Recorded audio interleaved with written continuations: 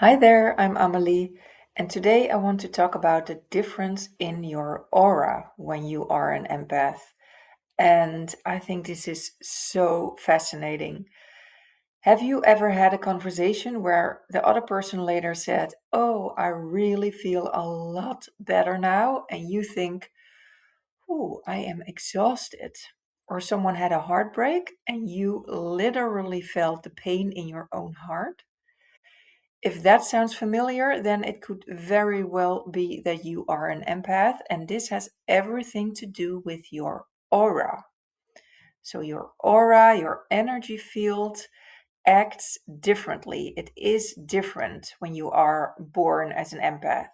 So, that also means that you need something different. And the good news here is that you certainly don't have to stay exhausted all the time, and you really can stop with the absorbing. So let's dive in. Being an empath does not just mean that you're good at empathizing with others, because about 98% of humanity can empathize with others. But instead, it has everything to do with your energy field and how you absorb emotions. And there are different kinds of empaths. For instance, you have plant empaths, you have animal empaths, and then you have, like me, the emotional empaths. And as an emotional empath, you feel the emotions of others in your body as if they were your own. This can be very confusing, very overwhelming, and sometimes it feels like you're literally absorbing the emotions of others, like you're a big sponge, and I've often felt like a kind of garbage can. And at the time I did not know what I was doing when I was still absorbing so much. I did not know what I was doing or how I could stop this. Now, there are several people worldwide who've done great empath research. One of them is Rose Rosetree. Rose Rosetree is an American aura reader who has read thousands and thousands of auras in her life. She's also written several books and she's an empath coach.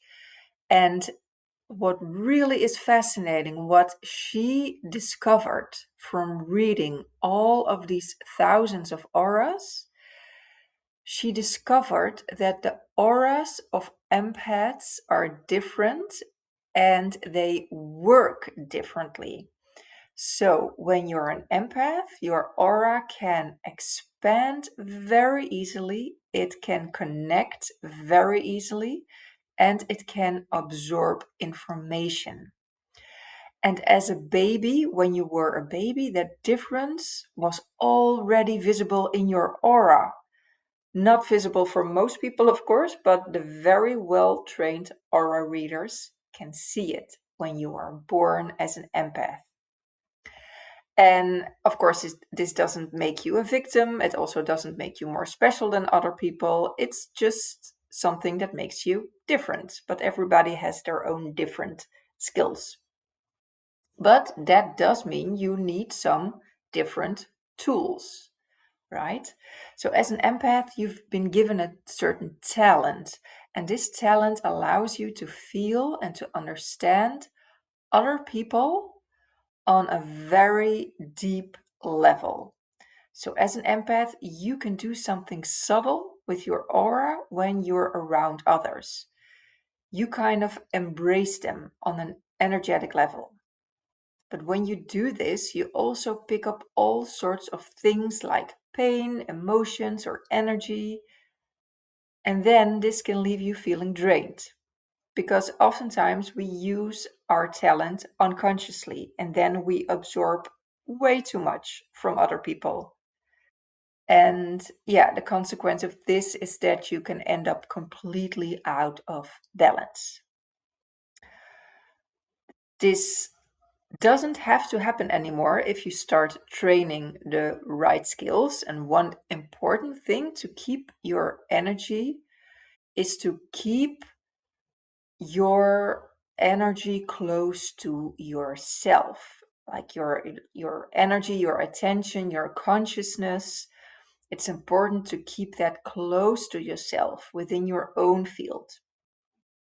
And I will explain more about this in my upcoming videos. So if you want to hear all about this, please hit the like and the subscribe button. My name is Amelie, I'm from the Netherlands, and I support other empaths to get stronger boundaries, more self-compassion, and so you will get more life force energy. You listen to Empath Healing with Amelie, and I hope to see you next time.